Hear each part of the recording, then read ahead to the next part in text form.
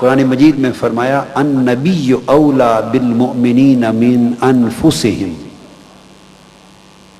یہ نبی مکرم صلی اللہ علیہ وآلہ وسلم اہل ایمان کی جانوں سے بھی زیادہ قریب ہیں۔ اس نے دو مقامات پر قرب کی انتہا کا بطریق موازنہ ذکر کیا ہے، کسی کے قریب ہونے کا بیان کیا ہے بطریق موازنہ، بطریق مقابلہ، دو مقامات پر، ایک اپنی قربت کا اور ایک قربت مصطفیٰ کا۔ اپنی قربت کے لیے اس نے فرمایا نحن اقرب الیہ من حبل الورید، ہم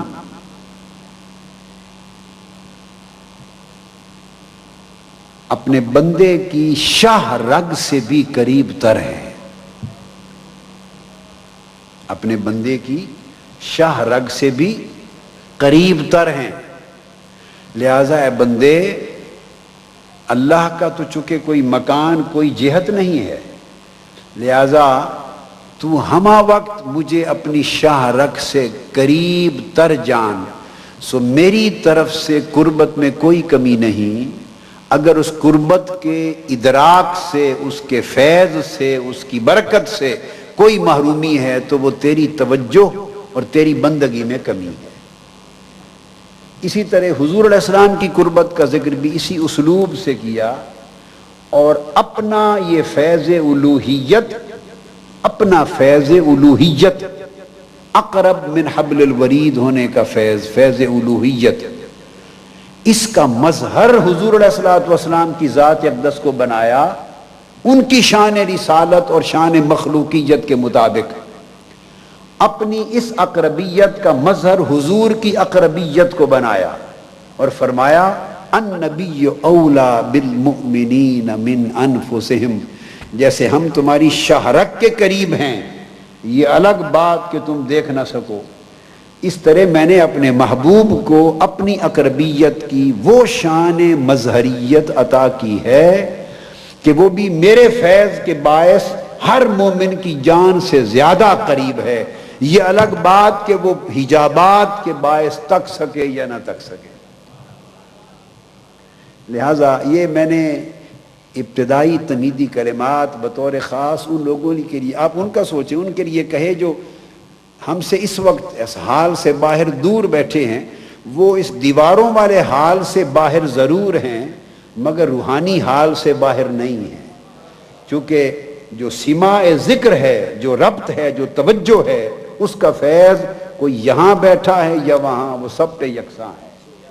اور ان کا بھی سوچیں، آپ تو پھر بھی کراچی میں بیٹھے ہیں، ان کا بھی سوچیں جو 150 ممالک میں اس وقت کیو ٹی وی کی اسکرین پہ بیٹھ کے سن رہے ہیں، وہ بھی اس حال میں شریک ہیں، اس لیے کہ آقا علیہ الصلوۃ والسلام کو اللہ رب العزت نے یہ شان دی ہے وما ارسلناک الا رحمۃ للعالمین، آپ کرۂ ارضی کی کسی جگہ بیٹھے ہوں مصطفیٰ کے قریب ہیں، تو کرۂ ارضی کی تو حیثیت ہی کوئی نہیں، فرمایا آپ تو سارے عوالم، سارے جہانوں اور ساری کائناتوں کے لیے سراسر رحمت ہیں، تو حضور کا سایہ رحمت تو ساری کائنات میں کون و مکان میں ہر جگہ چھایا ہوا ہے۔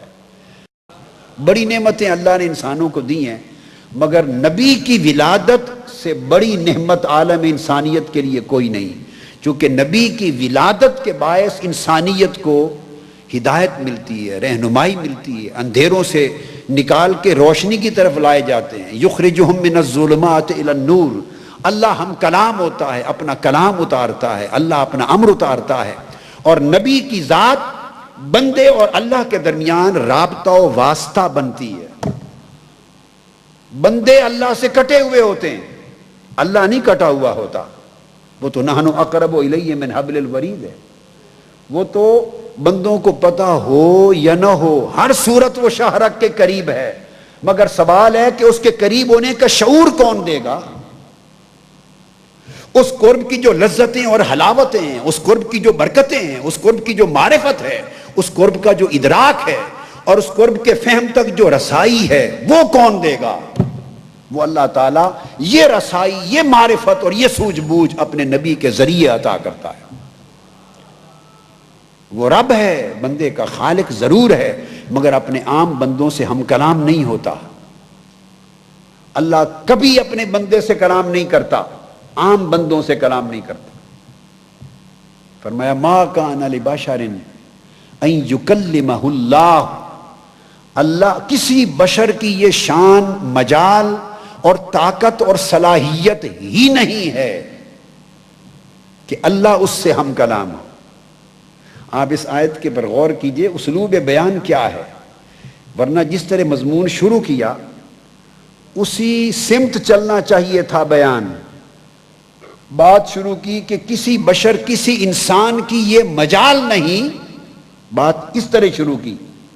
تو سیاق کلام یہ تقاضا کرتا ہے کہ اگر بات یوں کی جائے کہ کسی انسان کی یہ مجال نہیں، تو آگے کہنا چاہیے کہ وہ اللہ سے کلام کر سکے۔ کسی انسان کی یہ طاقت اور مجال نہیں کہ وہ اللہ سے کلام کر سکے، مگر ابتدا یوں کی کہ کسی انسان اور بشر کی یہ مجال نہیں، اور اگلا حصہ کس چیز کی مجال نہیں، وہاں انداز کلام تبدیل کر دیا۔ مجال بندے کی نہیں، کس چیز کی؟ فرمایا ان یکلمہ اللہ، کہ اللہ اس سے کلام کرے۔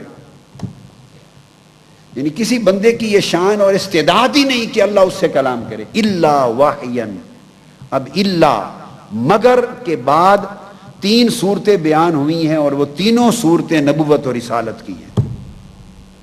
تو اعلان کر دیا گیا کہ اللہ تعالیٰ خالق تو سارے بندوں کا اور ساری کائنات کا اور ساری مخلوقات کا ہے، مگر وہ براہ راست اپنی مخلوق سے اور اشرف المخلوقات اپنے پیدا کیے ہوئے انسان سے بھی کلام نہیں کرتا، کلام نہیں کرتا، چونکہ بندے کو یہ استعداد حاصل نہیں ہے کہ اللہ اس سے کلام کرے۔ تو باری تعالیٰ جب تیرے بندے ہیں اور تو ان تک اپنا کلام پہنچانا چاہتا ہے، ان سے اپنی بات پہنچانا چاہتا ہے، اپنا امر انہیں پہنچانا چاہتا ہے، اپنی رہنمائی انہیں دینا چاہتا ہے، اپنا حکم دینا چاہتا ہے، انہیں اپنی بندگی کے آداب سکھانا چاہتا ہے، جب یہ ارادہ فرماتا ہے تو لا محالہ ان سے کمیونیکیٹ کرنے کی ضرورت ہوتی ہے۔ ان سے کمیونیکیٹ کیسے کرتا ہے؟ تو اللہ تعالیٰ نے فرمایا there is no direct communication، میری کوئی ڈائریکٹ کمیونیکیشن اپنے بندوں سے نہیں ہے۔ اس گورکھ دھندے کو نکال دو ذہن سے، اس فتنے کو نکال دو۔ اللہ نے فرمایا میں کوئی ڈائریکٹ کمیونیکیشن اپنے بندے سے نہیں کرتا۔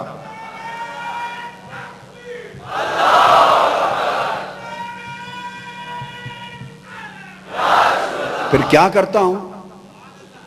جب ارادہ کرتا ہوں تو الا وحین، بندوں کے اور اپنے درمیان ایک ہستی کو انسانوں میں سے، مخلوق میں سے، برگزیدہ محبوب مقرب انسانوں میں سے ایک کو منتخب کر لیتا ہوں، اسے منصب نبوت پہ فائز کرتا ہوں، اور اپنے بندوں کے درمیان ایک نبی کو واسطہ بنا دیتا ہوں۔ تو واسطہ بنانا اللہ کی سنت ہے، وسیلہ قائم کرنا اللہ کی سنت ہے۔ اللہ اپنی مخلوق سے اپنی کمیونیکیشن کے لیے اپنے نبی کو واسطہ مقرر کرتا ہے، حالانکہ وہ واسطے اور وسیلے کا محتاج نہیں ہے۔ وہ چاہے تو بغیر واسطے کے کلام کر لے، وہ قادر مطلق ہے، محتاج نہیں ہے، قادر مطلق ہے، مگر اس کی سنت یہ نہیں ہے کہ وہ ڈائریکٹ کمیونیکیٹ کرے۔ وہ کرتا ہے پیغمبر کے ذریعے، نبی کے ذریعے، رسول کے ذریعے، اور جس سے وہ کلام کر لے وہ نبی ہو جاتا ہے۔ اس کے کلام کی شان بھی دیکھیے پھر کیا ہے۔ باری تعالیٰ اپنے بندوں سے خود کلام کیوں نہیں کرتا؟ سمجھنے والی بات ہے۔ تو وہ ہمیں مفہوم سمجھا رہا ہے قرآن کے ذریعے، اس لیے ہر بندے سے کلام نہیں کرتا کہ میرا کلام کوئی تمہارے کلام جیسا تھوڑی ہے، اللہ کا کلام ہے، جس سے میں مخاطب ہو جاؤں اور جس سے میں کلام کر لوں۔ اور تم بلاتے ہو نا بھائی بات سن، ارے یہ بات لے، یہ پیغام لے، میری بات سن، میرے قریب آ، ذرا یہ کہنا مان، یہ پیغام پہنچا دے۔ جس سے میں بلا کے اس سے بات کر لوں، میری بات کرنے سے وہ نبی ہو جاتا ہے۔ اللہ جس سے کلام کر لے وہ نبی ہے۔ اب اس کلام کی شکلیں ہیں، کبھی وہ اس کو وحی کہتا ہے، کبھی یرسل رسولاً کہتا ہے کہ رسول فرشتہ بھیج کے کلام کرتا ہے، کبھی وحی کے ذریعے کلام کرتا ہے، کبھی من وراء حجاب، کبھی پردے کے پیچھے طور کی چوٹی پر حضرت موسیٰ سے کلام کرتا ہے، کبھی فرشتہ بھیج کر ہر نبی اور رسول سے کلام کرتا ہے۔ 3 صورتیں بتائی ہیں اس نے کلام کرنے کی۔ فرشتہ بھیج کر کلام کرنا ہر نبی کے لیے ثابت ہو گیا، ہر نبی کی طرف فرشتہ بھیجا کلام کیا، تو یہ طریقہ بھی آ گیا۔ پھر فرمایا من وراء حجاب، ایک طریقہ یہ ہے کہ پردے کے پیچھے سے کلام کرتا ہوں، چھپ کر، جلوہ نہیں کراتا، بات سناتا ہوں۔ تو پردے سے پیچھے جس سے کلام کیا وہ موسیٰ ہو گئے علیہ السلام، طور پر وہ موسیٰ ہو گئے۔ فرشتہ بھیج کر جس سے کلام کیا وہ حضرت آدم سے لے کے حضرت عیسیٰ تک سب پیغمبر ہو گئے، ہر ایک سے فرشتے کے ذریعے کلام کیا۔ تو 2 صورتیں ہو گئیں۔ اب تیسری صورت بیان فرمائی، الا وحیًا، یا اس سے بات کرتا ہوں۔